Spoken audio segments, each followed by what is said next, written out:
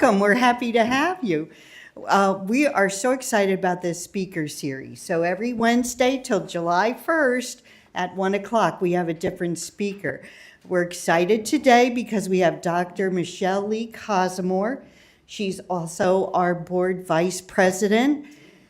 Okay, you will see in a moment, you will see a little description of her, and that doesn't even doesn't even compare with her accomplishments and her resume.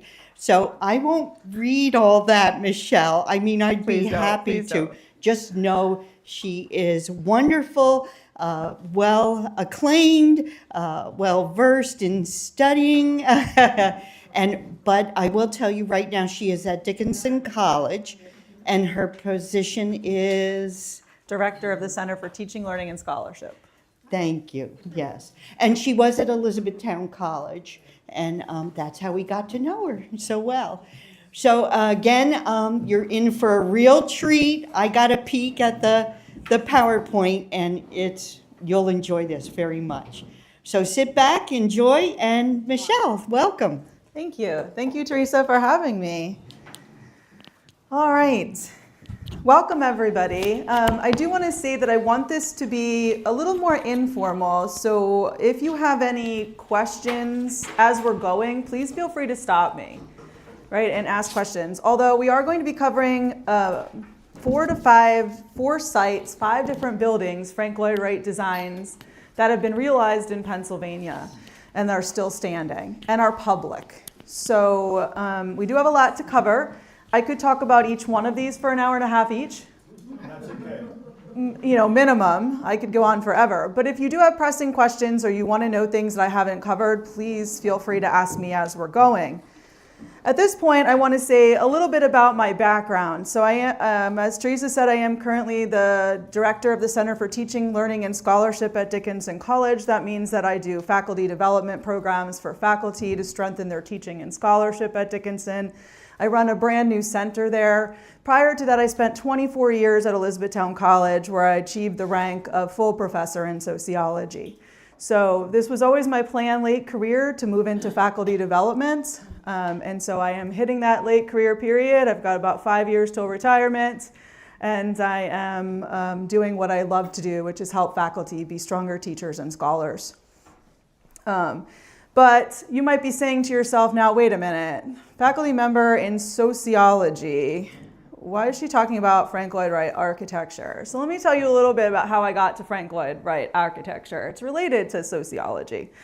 So first of all, it might seem odd to you that I'm doing a talk about why architecture and preservation. We're going to talk a little bit about why architecture and preservation matters at America's 250th anniversary.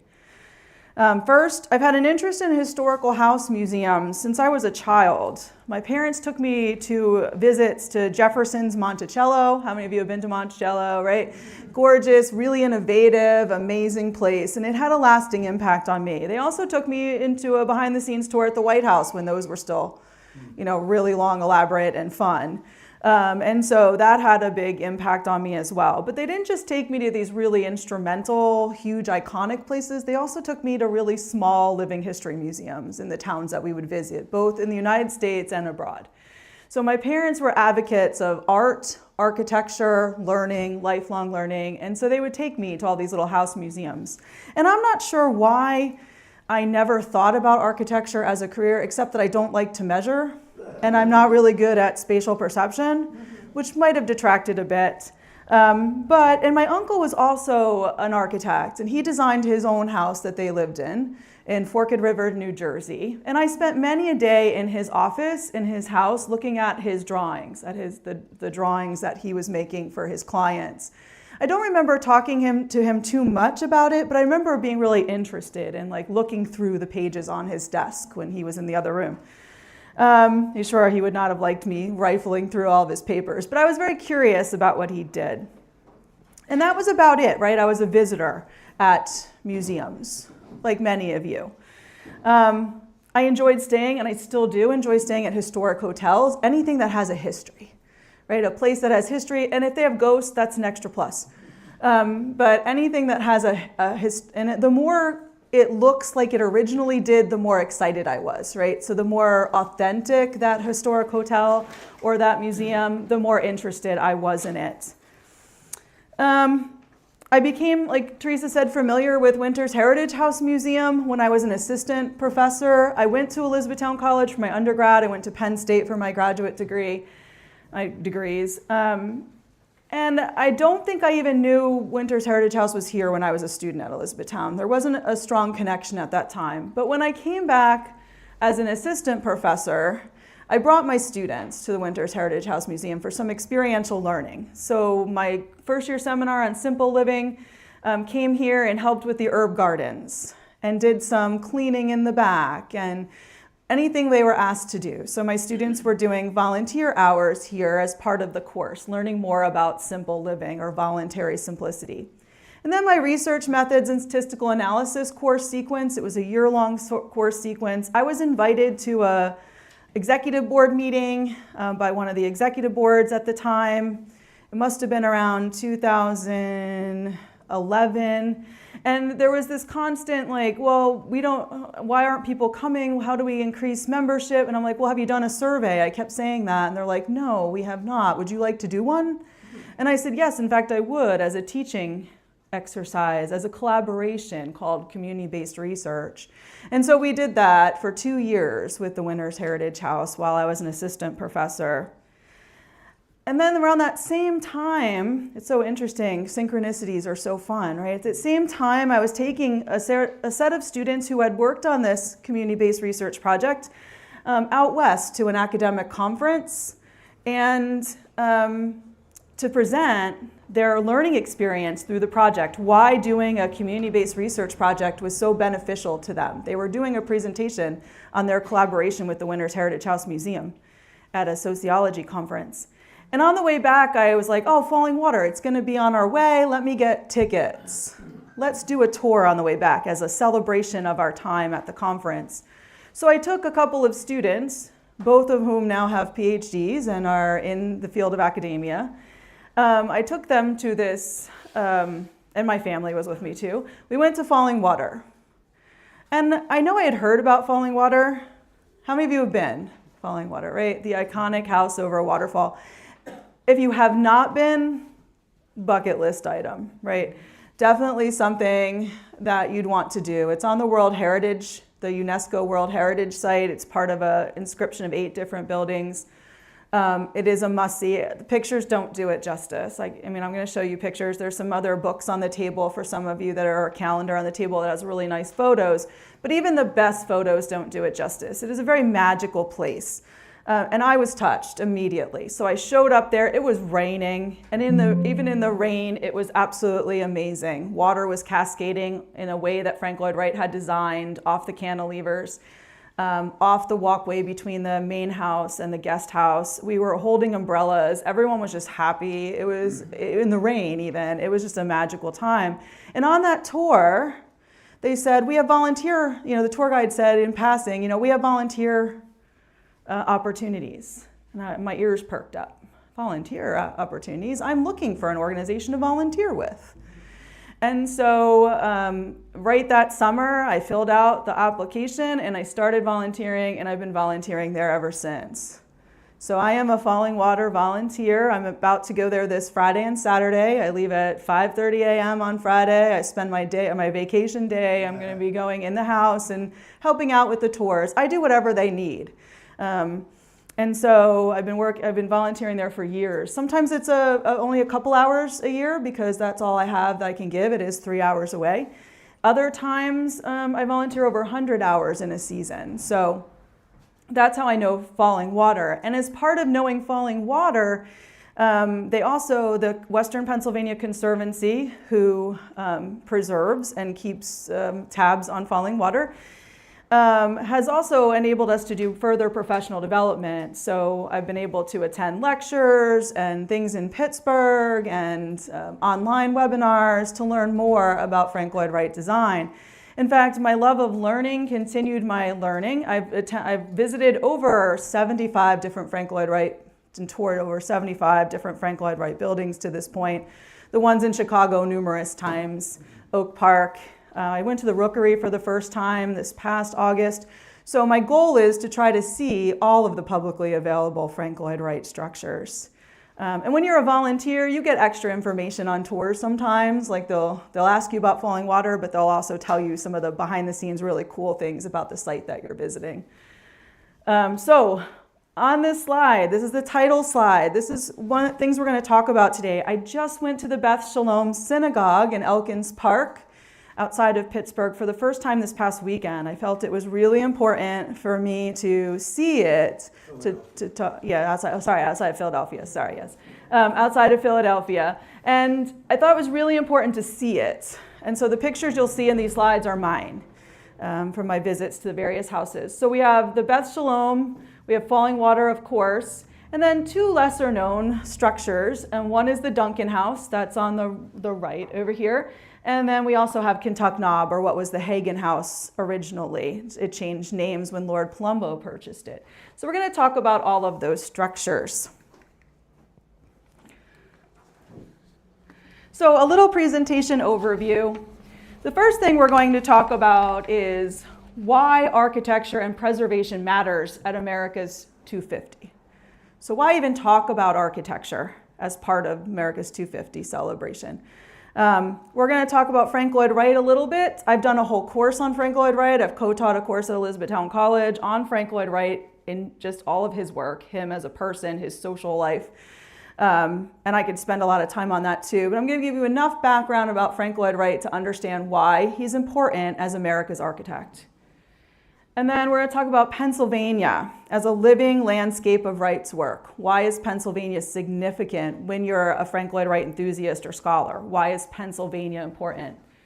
We're going to talk about some key Wright sites in Pennsylvania, all sites that you can visit. And I've given you a passport to Frank Lloyd Wright's Pennsylvania sites. So you don't have to do any of that research if you don't want to. It gives you all the information about current tours, prices, where it's located, etc.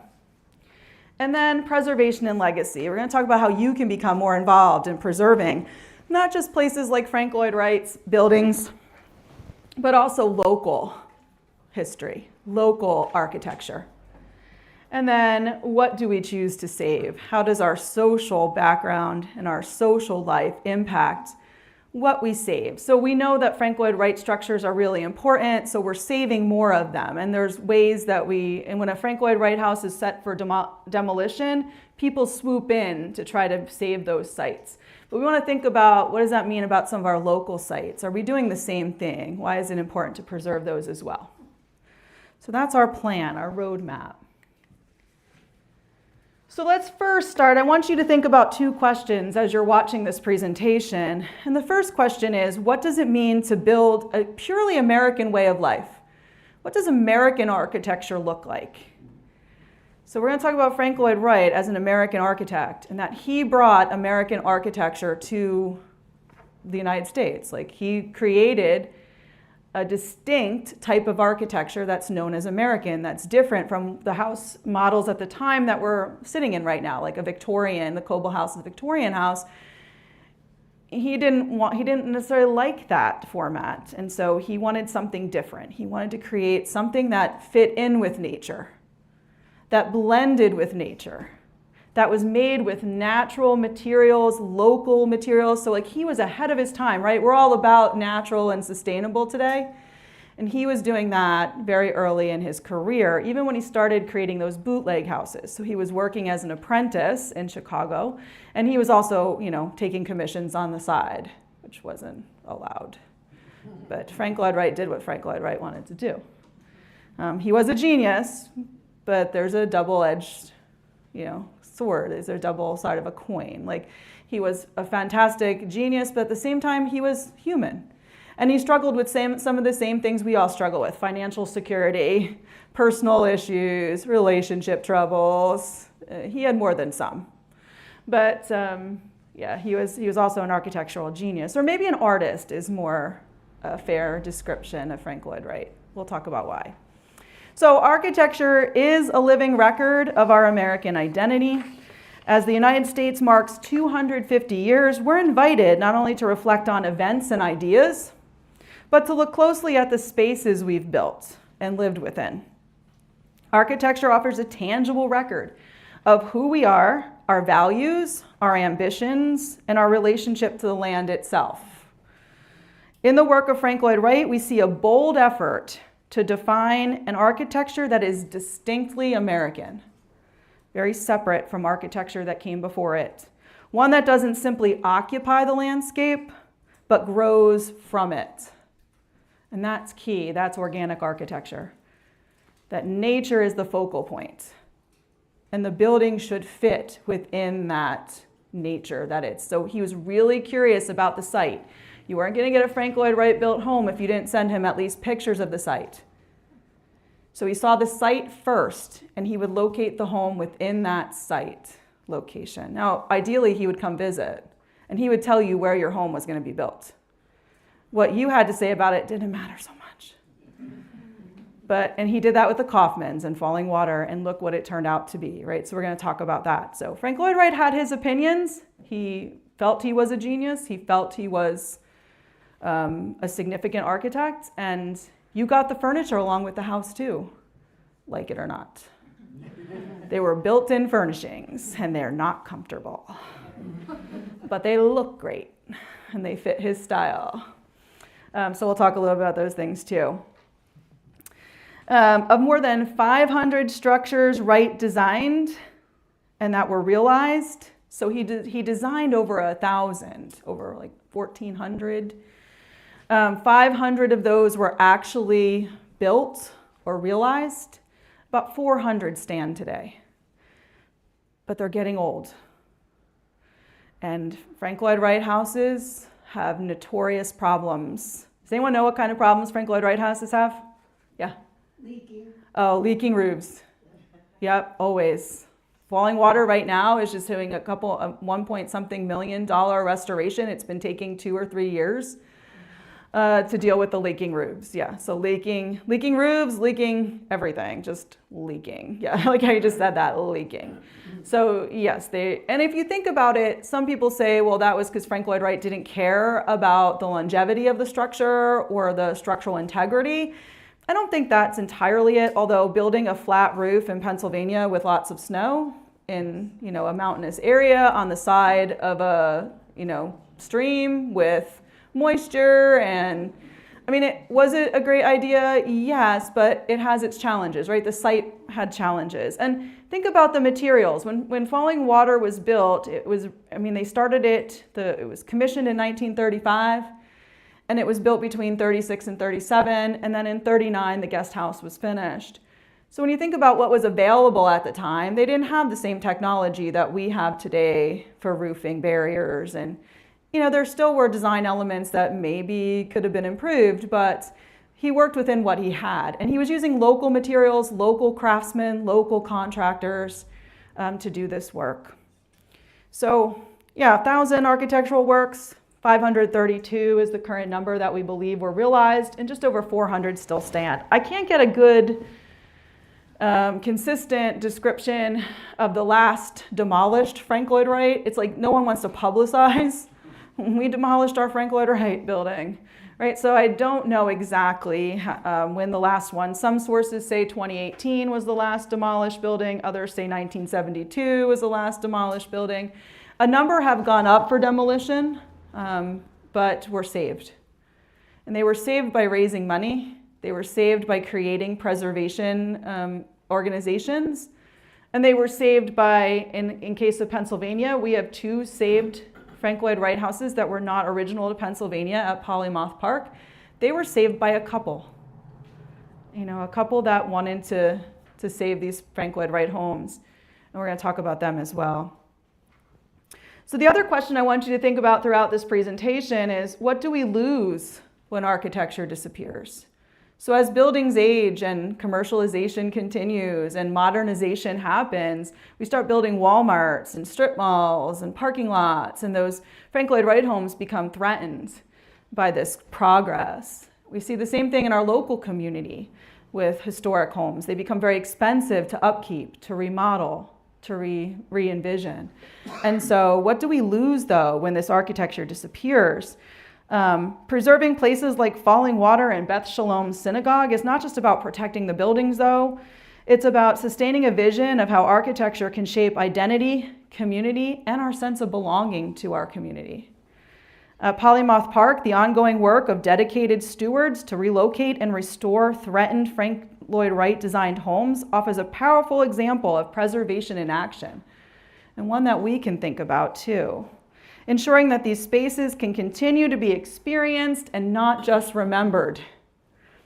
Here in Pennsylvania, that legacy becomes immediate, tangible, and still unfolding. Preservation isn't just about saving buildings. It's about deciding which stories endure as well. So let's talk a little bit about Wright. He's a very interesting character. So he's very dapper, very charming, is what I've read about Wright. A ladies' man. Too much of a ladies' man. So he was born Frank Lincoln Wright, and he was born in 1867. He died in 1959. He was still working up until his death. He was 91. He died in his sleep. He died in his sleep. He was very active up until his death. He had a brief illness. He was scheduled to be the speaker at the dedication of the Beth Shalom Synagogue. And then 5 months before that, it was already completed, but they hadn't dedicated it. He died. So his wife gave the dedication. He was also in the process of the time of finishing the Guggenheim. So the Guggenheim was technically his last work that was completed, and Beth Shalom Synagogue was second to last. So it is a very significant building. And he did become, let's say, a little more collaborative towards the end of his life.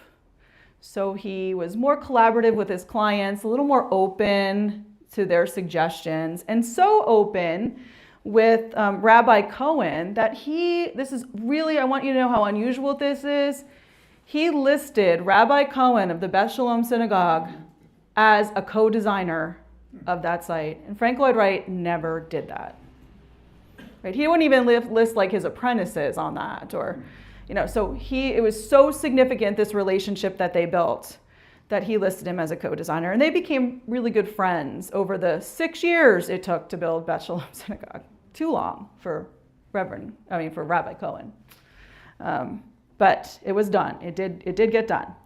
Now, I said he was born Frank Lincoln Wright. So when did he become Frank Lloyd Wright? Well, when he wanted to bring in his mother's Welsh heritage. Yeah. So yeah, he took on the Frank Lloyd Wright in honor of his mother, who he was very close to. Sometimes near the end of his life, he went with both Frank Lincoln Lloyd Wright. Does anyone know about his son? So his son created the Lincoln Logs. Yeah. So his son, also a very interesting character, a very prolific designer as well. He was born in Richland Center, Wisconsin. He was heavily influenced by his Welsh heritage. In 1991, the American Institute of Architects listed him as the greatest American architect of all time, a significant honor and tribute to Frank Lloyd Wright. And that's why we're talking about him today, right? Because he is thought of as the American architect.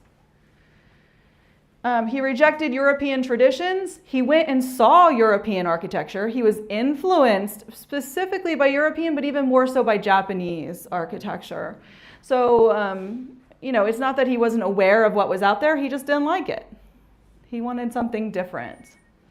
He championed the concept of organic architecture, he did not create it. So sometimes you'll see things saying that, Frank Lloyd Wright coined the term organic architecture. Not true. Organic architecture was what was around before Frank Lloyd Wright.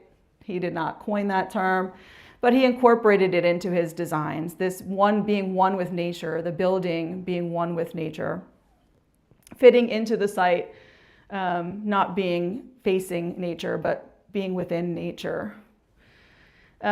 He also developed the prairie type of housing. We don't have any of those in Pennsylvania. We're not in the Midwest. We don't have prairie homes here.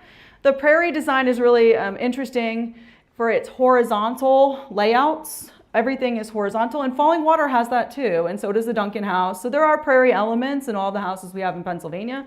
It is a hallmark of his style. But the prairie houses were also very unique in that they had art glass. In each of the prairie, large commission prairie homes had its own art glass, and the type of art glass that it had, the design was unique to that house like a fingerprint. So when they're trying to restore like the Roby house, they found, some of these art glass windows in other places, like they disappeared over time.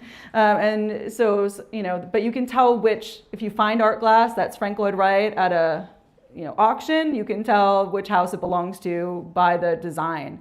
So each prairie house had its own art glass design. Now, none of the houses that we have in Pennsylvania have art glass. That's not the type of home that they are. And Usonian designs. We do have Usonian. So Usonian designs were designs that were supposed to be affordable for the middle class. Now I'm going to say middle class in air quotes, because you really couldn't be middle class. I mean, maybe if you got one of the prefab, we're going to talk about one of those prefab houses out of a catalog. Yes, like the Duncan house, you still had to have means. But they were supposed to be affordable, more efficient designs.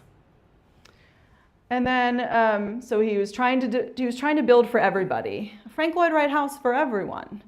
Not everyone can afford a Falling Water, or would you want to? It's like buying a horse, right? It's not the cost of the horse that's expensive, it's the upkeep. There's no such thing as a free horse. You have to do the shoeing, the equipment, the board, the food, the vet. You buy a Frank Lloyd Wright house, you might be able to get one for a steal, but you're gonna be paying for that renovation, restoration, upkeep over time, right? So it's not just about the house, it's about the upkeep of these historic homes as well. Again, he was building, what makes him American is he designed buildings that emerge from their natural surroundings. And he reimagined how Americans live, gather, and experience space by developing an open floor plan. He was one of the first American designers to have a truly open living room and an open floor plan where he wanted to break the box of the Victorian type of homes. So he created these open floor plans, and you'll see some of them coming up. More recently, a really important change or important distinction is that there was a 2019 selection of 8 inscribed buildings became listed on the World Heritage, the UNESCO World Heritage Site. And this was, Falling Water had tried to get that inscription earlier a number of times. And we were so excited when in 2019 it was included among 8 inscribed buildings. So there are 8 buildings that are on the UNESCO World Heritage list as a group. One is Unity Temple, which was built in 1909 in Oak Park, Illinois. Anyone been to Unity Temple? Okay. So it is a pioneering reinforced concrete church designed to be a unified, quiet space. We have the Frederick C. Roby House in Chicago, Illinois. Anyone ever been on the university? So have you done the whole Wright in Oak Park kind of thing? Yeah.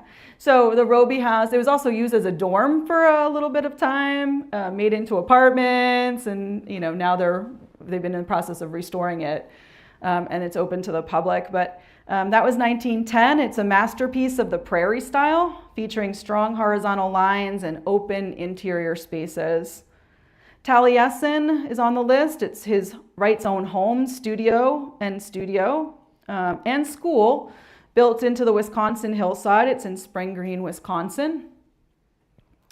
It burned down a couple times, or mostly burned down a couple times, and he's had to rebuild. So it's 1911 to 1959 because he was constantly reimagining that space. There was also a massacre there. I'm not going to go into that, but it was devastating to him. But he just kept rebuilding. And then we have the Hollyhock House in 1921, Los Angeles, California. That's just recently reopened to the public. It was in a state of disarray for a little bit, and they've been, again, restoring it back to its grandeur. It's located in Barnsdall Art Park, and it reflects a unique California style integrating Mayan revival motifs. Again, he's trying to fit the motif into the site and the location of each building. Of course, Falling Water finished completely in 1939 with the guest house. The renowned residence designed over a waterfall, showcasing the complete blending of nature and architecture.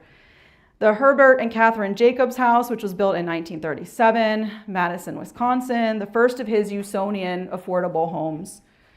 And then Taliesin West in Scottsdale, Arizona, Wright's winter home and school constructed with local desert stone.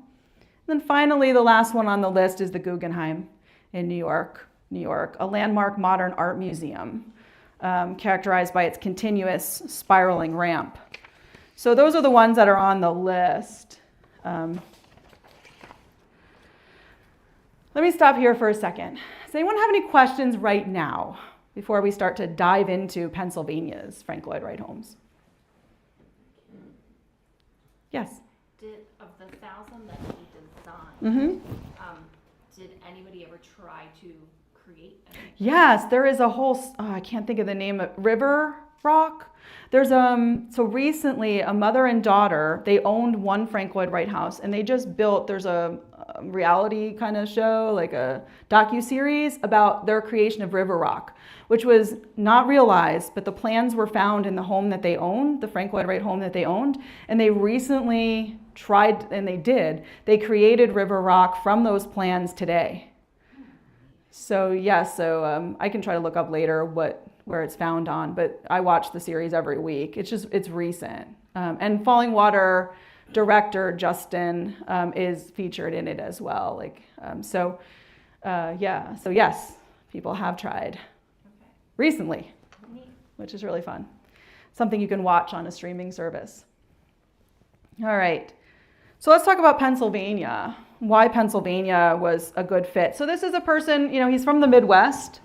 He's doing his design largely in Chicago. So how did he get to Pennsylvania? Well, people brought him here, right? So why did they bring him here? Because Pennsylvania has a good terrain for some of his work. Dramatic natural terrain, forests, rock formations, waterfalls. It was the ideal setting for Wright's organic architecture. Pennsylvania is a good place to have his organic architecture blend in with the surrounding nature. He was commissioned by forward-thinking clients like the Kaufmans, the Hagens, and Rabbi Cohen. They were very forward-thinking at the time, and so his design style, his willingness to take risks and innovate, fit the client's type of personality as well. So he was commissioned. And the way that they met, all of the stories are very full of synchronicities. Like it just so happened that this person knew this person and that person said you should write a letter, and things really happened because they were intended or meant to happen. I mean, the stories are fascinating. We don't have time to cover all of them. If we have a little time as we're going through, I'll share some of the stories.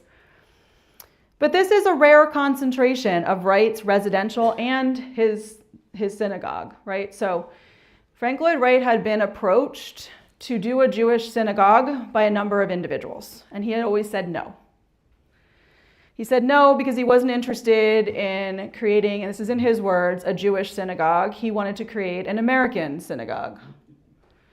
He wasn't interested in the design of synagogues at the time. He wanted to do something in his typical style, or in his style. And then when that wasn't possible, he would say no to the commissions.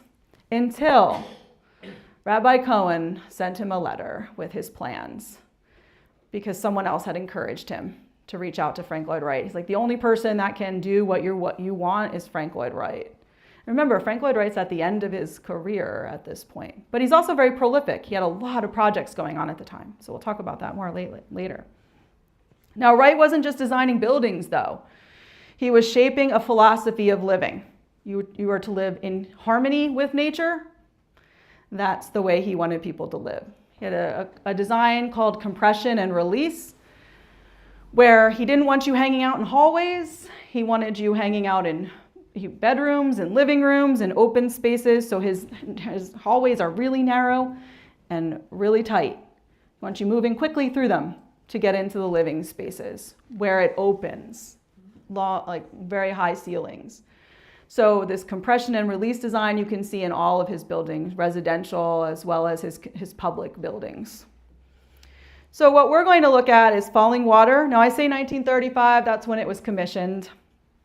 We're going to look at the Hagen House, now known as Kentuck Knob, and that was completed in 1954. Polymouth Park, those are the relocated houses, the Duncan House and the Lindholm residence, and then Beth Shalom Synagogue. That's what we're going to take a little tour through today. And you do have on your table or on your chair, there's a passport to all the information about these sites because they are public. Now there are a couple of other homes. There's the Suntop home, which was a utopian community he wanted to build. And he built a couple of Usonian homes there, but it didn't work out. And today, none of them are public. There's one, I think, remaining that you can drive by. And it's, it's not original. Let's just put it that way. So we're not going to cover that one today. So Falling Water got Frank Lloyd Wright put on Time magazine's cover. And let me talk to you a little bit about this Kaufman house. It's never referred to as the Kaufman house. It's always Falling Water because Frank Lloyd Wright said that every great house needs a name. So it's always Falling Water. And it's not Falling Waters, and it's not Falling Water with 2 words. It's Falling Water. Falling Waters is in West Virginia. So it's Falling Water. It was designed for the Edgar J. Kaufman family, Lillian, Edgar, and their son, Edgar Jr. It was designed as a weekend house, not a permanent everyday residence, because they want to know what the Kaufmans, what was their business?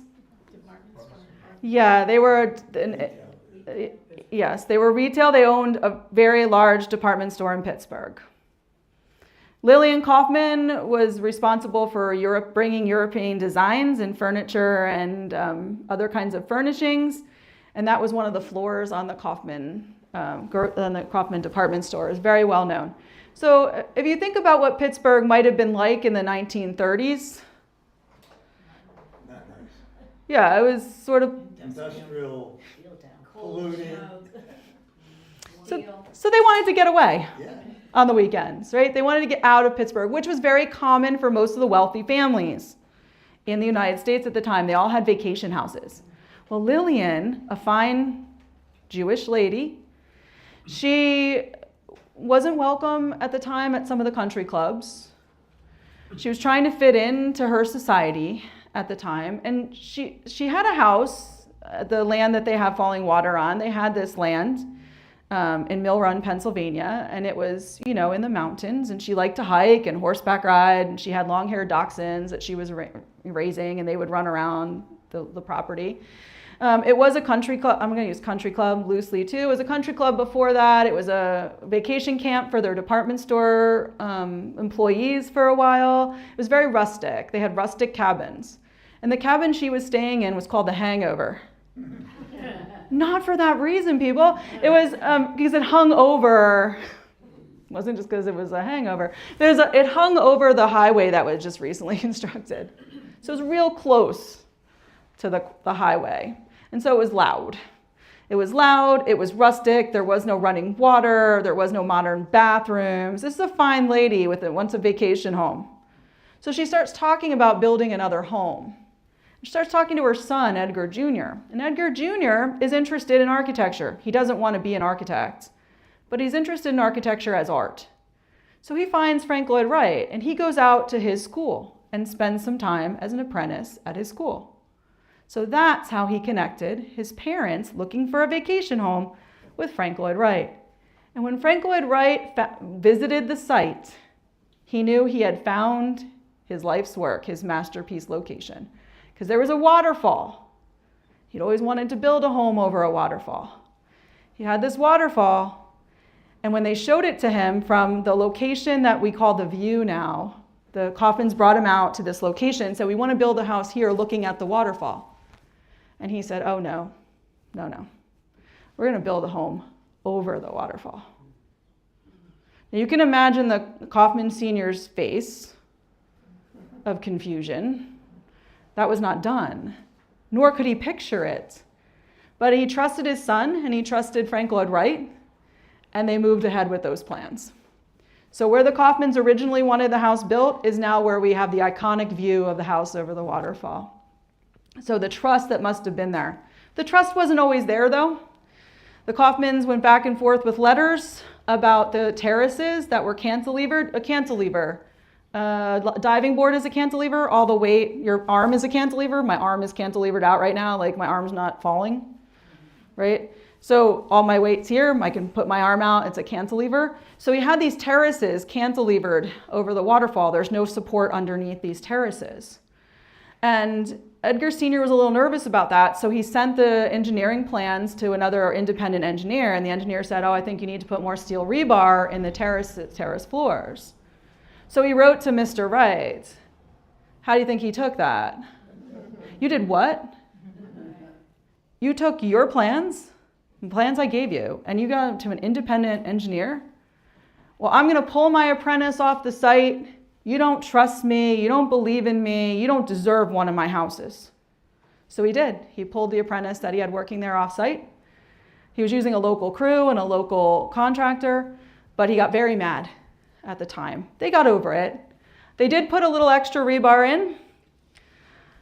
And we don't know to this day what was causing the sagging, but from the minute that house was constructed, it was sagging. The one cantilever off the living room was sagging. So we're going to talk about a major renovation that they did to shore it up. And you don't see any evidence of what they did. It still looks like the right design, but it won't fall into the bare run and currently the way it is structured. So Frank Lloyd Wright, very opinionated about what he wanted and how he wanted his designs done. Edgar Kaufman Sr., very opinionated about his own work and how he wanted things done. Two very professional men, right? They were very professional. They were very accomplished.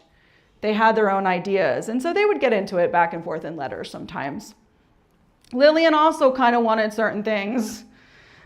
She didn't like his barrel chairs that he had, because you get your furniture, Frank Lloyd Wright designs the furniture for the house.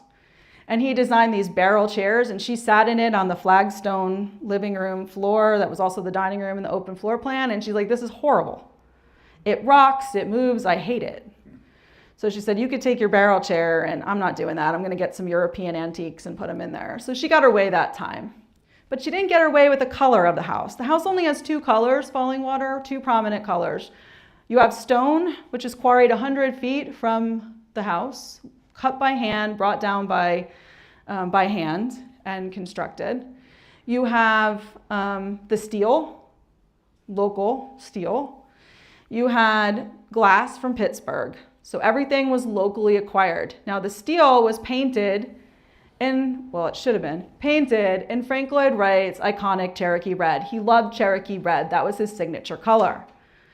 And he loved it so much, he had his car painted Cherokee red. And one day he pulled up on site, and Lillian was there. He was like watching what was happening with the construction. And she said, that's an awful color for a car. And he said, Lillian, my dear, that's going to be the color of the steel around your windows. Now, when someone was going to get this paint, they put in an order for cherry red instead of Cherokee red. So initially, the house was painted with cherry red, not Cherokee red, but that was remedied later. So we had cherry red, or Cherokee red was cherry red, Cherokee red, and you have the ochre of the cement. Now that was supposed to, and I look every time I go there, like really? That was supposed to be the underside of a rhododendron leaf. If it's dying, like the only underside of a rhododendron leaf that is yellowish is a dying rhododendron leaf. But Frank Lloyd Wright says that's where the ochre color comes from. So it blends in with its surroundings. Now the rhododendrons in that area are native. They weren't planted there, so they are native. And they don't bloom. If you want to go see when the rhododendrons are blooming, don't go now. Go in July, because they are native. They bloom later. If you want to go see pink lady slipper orchids, now is a good time around Mother's Day. But if you want to go see it when the rhododendrons are in bloom, please don't go now expecting to see them. And they're also very small flowers. They're small light pink. They're not like the hybridized rhododendrons that you see in suburban landscapes. So it's a couple of stories about the Frank Lloyd Wright and Falling Water. Let's see, some other things about Falling Water. Well, I'll just show you some pictures because why it matters. Well, it's largely considered Frank Lloyd Wright's masterpiece. He wasn't doing well financially prior to Falling Water. He's nearly bankrupt. He's not good with money. Frank Lloyd Wright was not very good with money. He also wasn't good at coming at budget. He was always about 3 times over the budget. So he would give you the budget, he would give you the cost to build a house, and he would go over by like 3 times. So you can imagine that's not a really good sustainable business practice. Also, getting a contractor to agree to build a Frank Lloyd Wright design was rough. And that could delay you significantly too. We'll talk about why. So let's look at some falling water pictures. So here's your open floor plan in the living room. What you can't see here is this, there's a kettle that he had that would swing out. It's also in that Cherokee red, right? Any metal is red. The floor is flagstones of that Pottsville sandstone that they made the rest of the house with. The furniture, 90% of falling water is original as it was, has not been changed.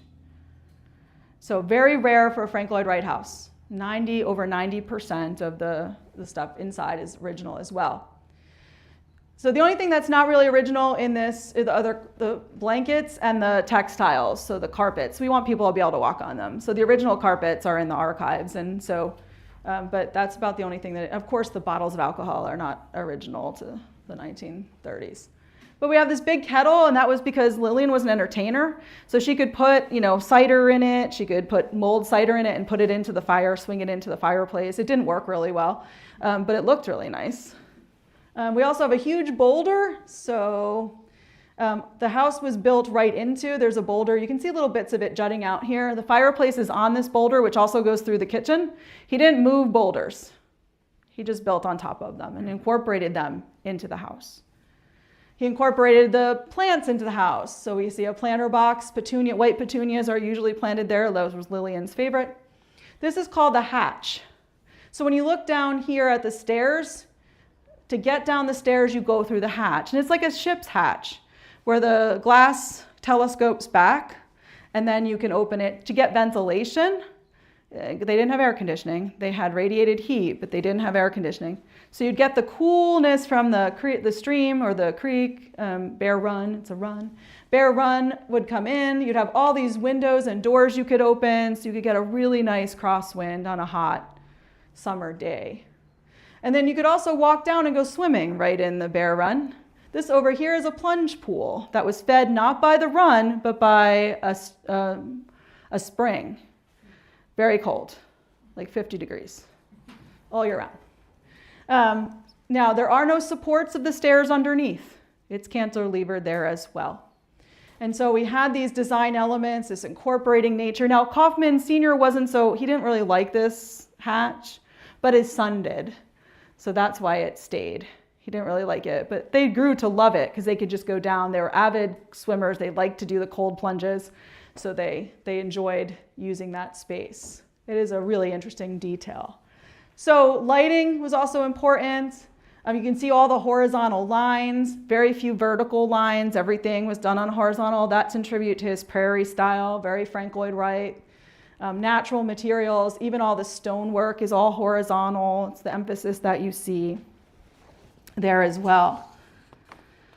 So Falling Water is a unique piece, and it was on Time magazine.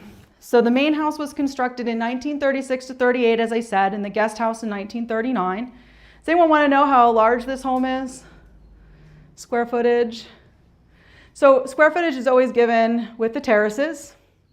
So it's 9,300 square feet, of which 4,400 is the outdoor terraces, and there are lots of them. Every bedroom had its own terrace, including the guest room. The guest house totals 4,990, and you can't see the guest house there. It is up the hill behind the house. And that totals 4,990 square feet, of which 1,950 square feet is outdoor terrace space. Wright's desire was to create a unified organic composition, so that's why he limited the color palette. Since Falling Water opened in 1964, so how did it get into the hands of the Western Pennsylvania Conservancy, who runs it today? Edgar Jr. gifted the house and all of its contents, all of its art, all of its artifacts. He gifted. Now, why did he do that? Because he was a curator at the Metropolitan Museum of Art. He knew the value of the house for others to come and see. So he wanted it to be a place that people could visit, not just a privately owned home. And so he gifted all of it in 1963, and it opened for tours in 1964 with over 6.3 million visitors from around the world today have visited the house. The biggest year was in 2016 when 181,000 visitors toured the house. Please get your tickets in advance if you want to go see Falling Water. Do not wait and think you're going to get in if you go there on a particular day. It's very busy, and you might not be able to get a ticket to go inside the house. So do reserve your tickets in advance. Now, there was a major structural repair in 2002 because one of the cantilevers, the cantilever, this one, was sagging. You might notice it's still a little, it's not flush, it's not level. We can't bring it back to level because the house settled that way. And that would mean redoing all of the interior built-in furniture and window framing. Now, the windows have been replaced over time for various reasons, more insulation, some UV protection, those kinds of things. So the cost of the house, I can't tell you how much it would cost today because it's priceless, right? So that's what we're told to say. It's priceless. I can't tell you how much it would cost today. But the original estimate for the house in 1935 was $35,000. The final total cost of construction was approximately $148,000. Now, a nice home in Pittsburgh would have been about $5,000. So this was, I mean, they were going over budget. So way over budget, right? Now, the Kaufmans could afford it, but this is during the Great Depression, and they're very aware of how they look to others in that area, right? People that don't have running water in their homes, don't have electricity, and they've got a $48,000 home. So they were concerned. So when Frank Lloyd Wright is like, here's another idea I have, Edgar, I'd like to gold leaf the terrace walls. Edgar Sr. was like, yeah, no. So he was inspired by Japanese architecture, and so he wanted to gold leaf. Could you imagine gold leafing those terrace walls? They would be gone by now, but he was like, no, we're not going to do that. So that's one thing that Edgar Sr. got that Frank Lloyd Wright had suggested. So the final cost was $148,000, but then Frank Lloyd Wright charged $11,300 in his architect's fees for all the changes and things that needed to be made. So Falling Water was also featured on the cover of Time magazine, January 1938, and that really skyrocketed Frank Lloyd Wright's reputation. Got him back in good standing, and commissions started flowing in again. Got him out of the red into the black. Did Edgar Jr., when he gifted, was there a trust to do a lot of this, or does the state? Oh, it's the Western Pennsylvania Conservancy. Okay, So he gave it to them, yeah. He didn't trust that.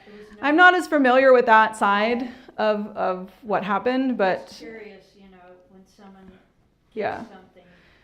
I think he gave it to the Western Pennsylvania Conservancy, and they accepted it and are now the stewards of it. Frank Lloyd Wright, people would pay him to work for him. The apprentices. Yep. So he didn't have to pay his architect. Oh, he didn't pay a lot of They people. paid Yeah. him. They Yeah. Probably Edgar Jr. paid him.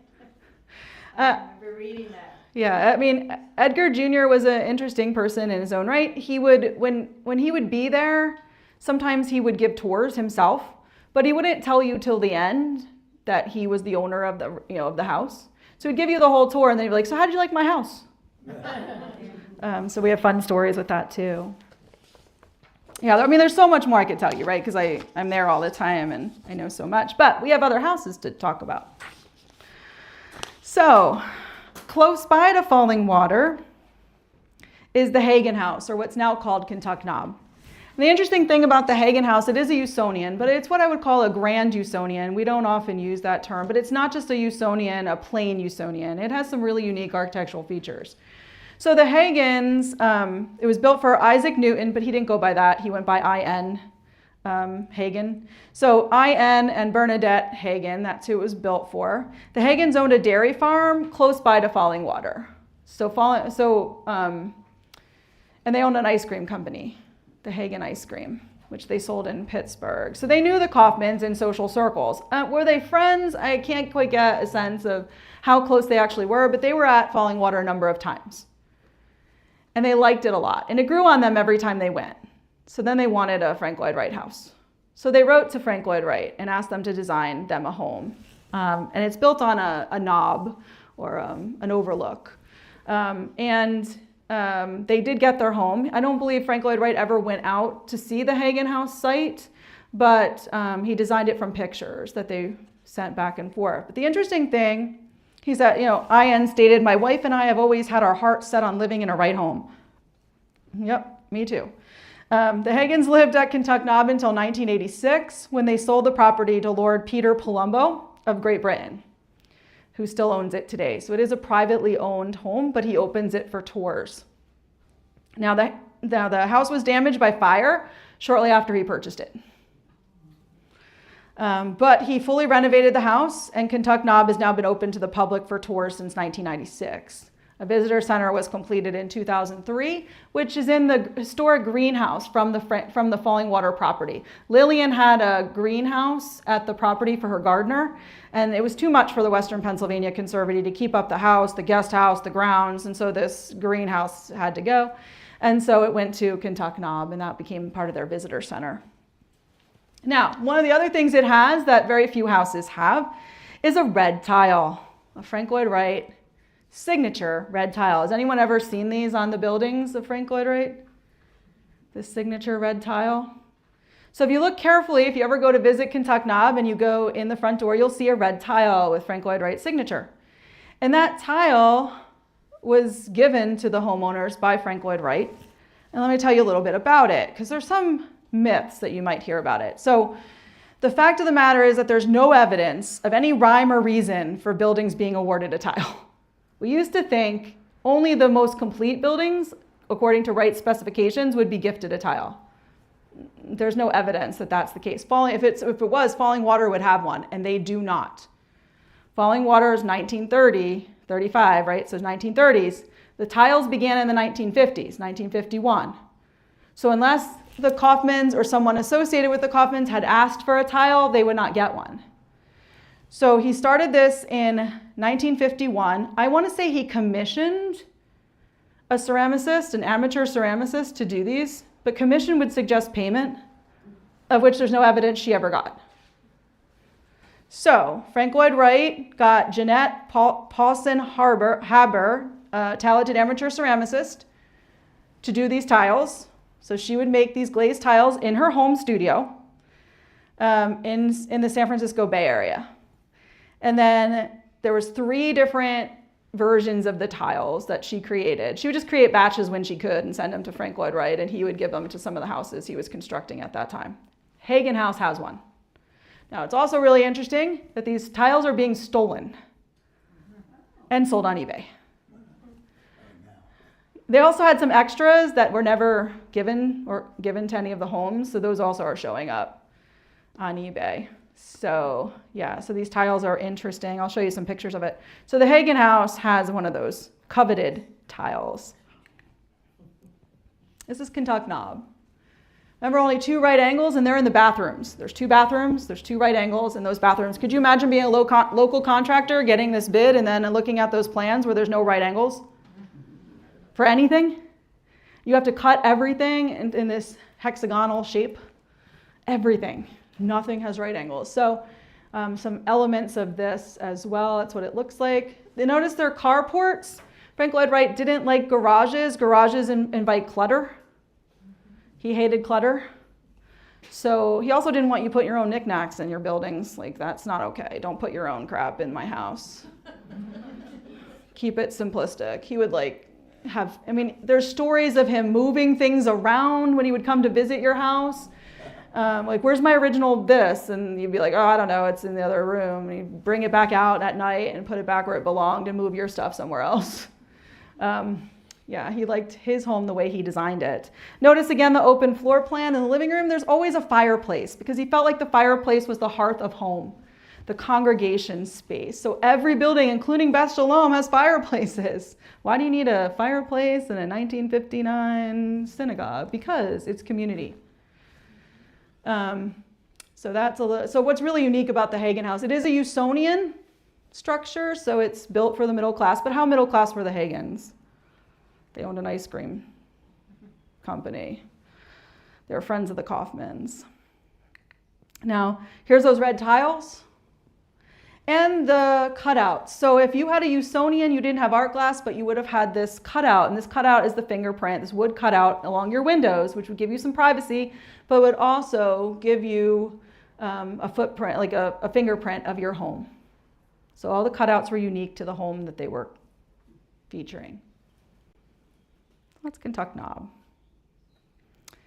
Now, Polymoth Park is also close to Falling Water and Kentuck Knob, about 40 minutes away. It was these two homes were originally designed in the 50s as part of Wright's Usonian vision. So they are part of this Usonian movement, built for affordability. Some more affordable than others. So the Duncan House came from Illinois originally, and it was relocated in 2007 to Polymoth Park because it was going to be demolished. So how did they get it there? Piece by piece. They took it apart, numbered each piece, and put it back together like a jigsaw puzzle. And that's how they did it with both of these homes. The Lindholm House is what's called a Grand Usonian. It's a little more decorative for Frank Lloyd Wright. It was a little more, had a little more space, had a couple of extra design features. That was, the Lindholm House was from Minnesota. It was designed for businessman Ray Lindholm and his wife Emmy. And it's a good example of one of Wright's late period Usonian homes, which were created for the middle class. And he started on these Usonian homes in the 1930s during the Great Depression.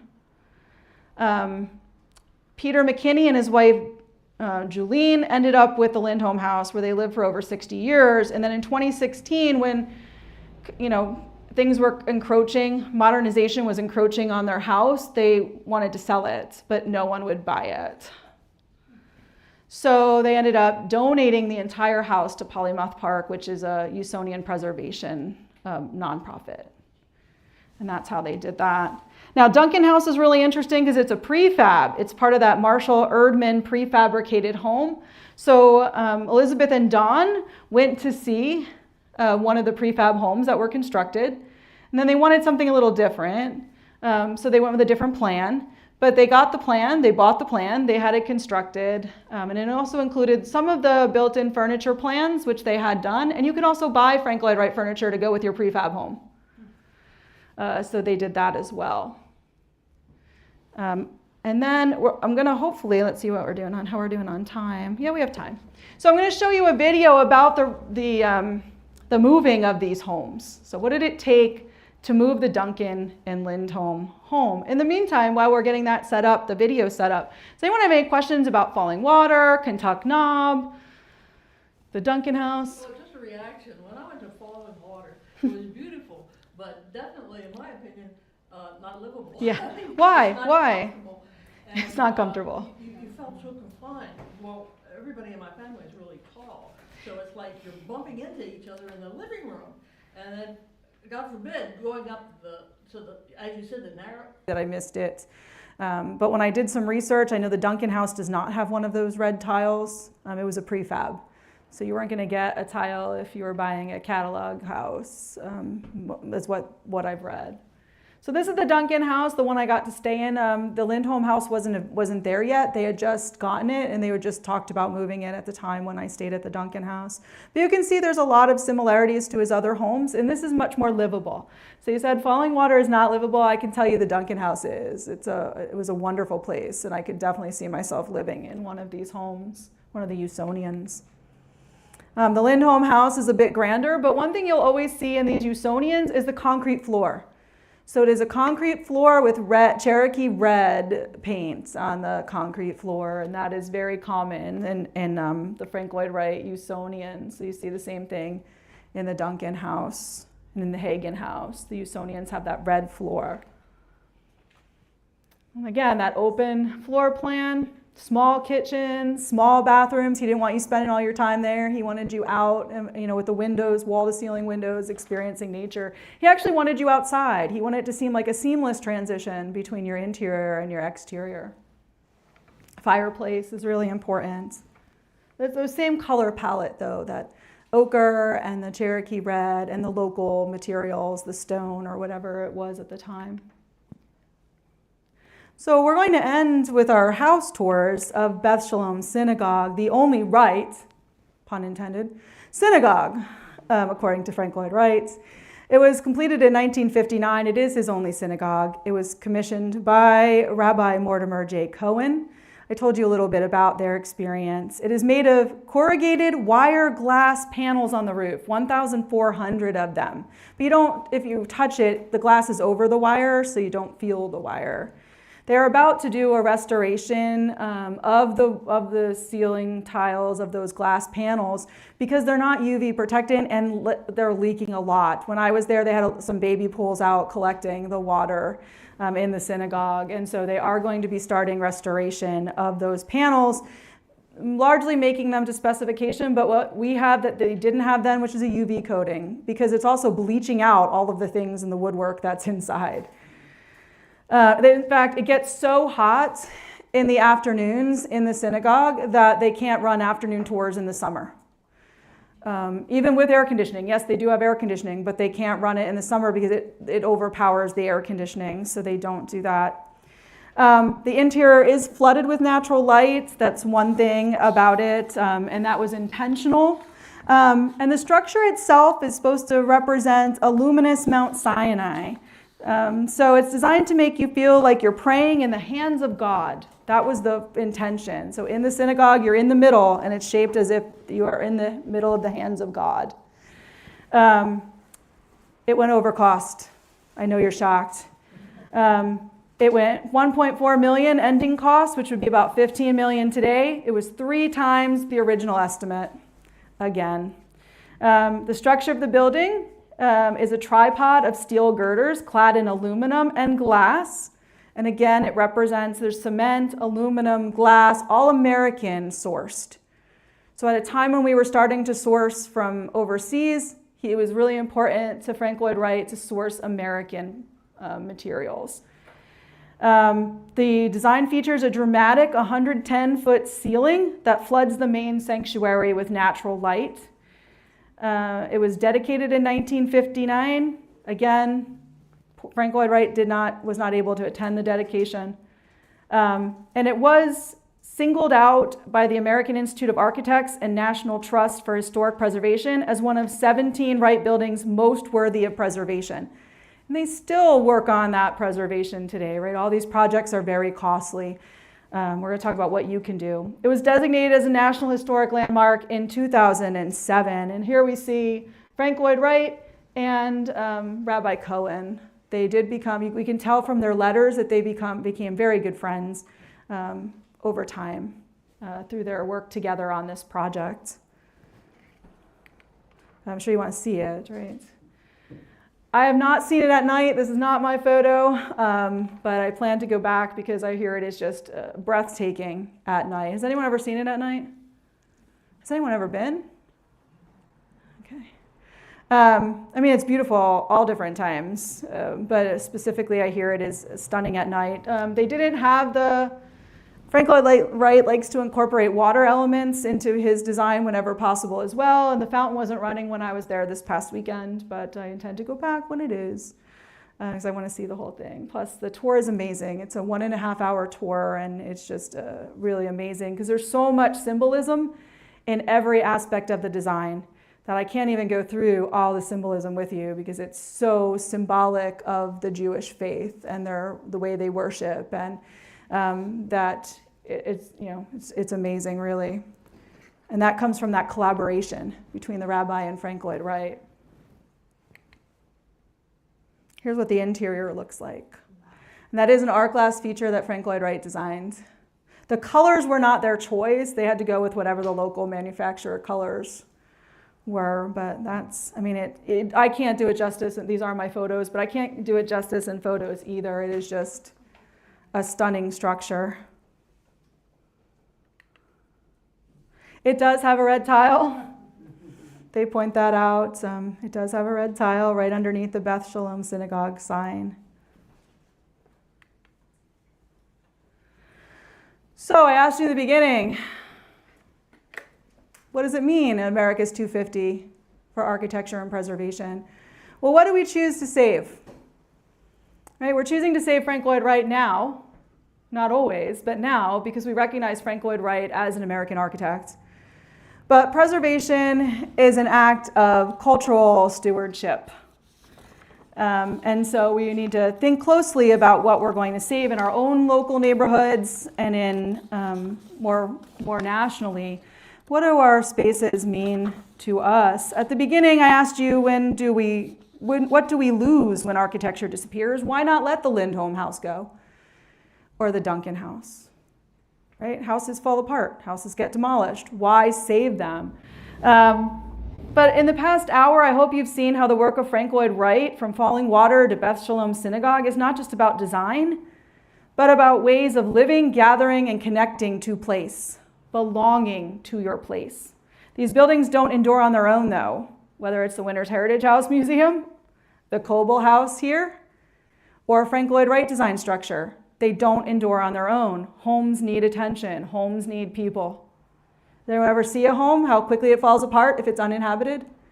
Right? It's surprising how when that energy of people is gone, how those homes, nature takes it back and those homes deteriorate. But they're expensive.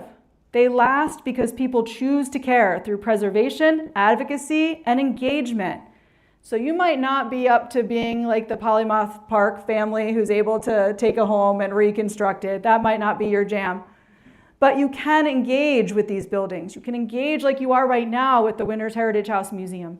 You can become members if you're not already, helping to continue the legacy of local historical sites. You can tour. Those tour dollars are really important. You can tell others about it. As we look ahead to the next 250 years, the question isn't only what has been built, but it's what we choose to save that has been built. Whether by visiting, supporting preservation efforts, taking a lantern tour, or the new architectural tours that we have on the weekends of Elizabethtown. I think Teresa might be able to tell you more about those. But we have walking architectural tours of Elizabethtown. Take one of those. And that's a way of engaging and supporting. Paying closer attention to the built environment around you. Whether that's at Masonic Village, what does the architecture look like there? What elements do you see? Paying more attention. Because when we preserve architecture, we're not just saving buildings. We're sustaining the stories they hold, the possibilities that they could continue to inspire others. So what can you do? You can visit. And I gave you a passport to the Pennsylvania Frank Lloyd Wright site. So you don't even have to do the work, right? You can just know how much it costs. Now you just have to get there. But think of bus trips, friend trips. You can stay in a Duncan house. You can stay in the Lindholm house right here in Pennsylvania. It's like, what an honor for Frank Lloyd Wright enthusiasts to be able to do that. You can join places like Falling Water, their membership. If you go to Falling Water, join as a member. Frank Lloyd Wright Trust in Chicago. You get reciprocal benefits too from those things. Like I got to get into the Beth Shalom Synagogue free because I had a reciprocal membership with the Frank Lloyd Wright Trust in Chicago, so it got me in free. So think about how can you become more involved. Maybe volunteer. I started as volunteering at Falling Water, right? I'm volunteering this Friday and Saturday. I'm giving my time and my skills to Falling Water and help it to preserve. I have so many stories of the interesting volunteering I got to do, but probably I'll leave you on one of my favorite. For the past 3 years, they've been dealing with water leaks, and so they've been renovating at least $1 million renovation.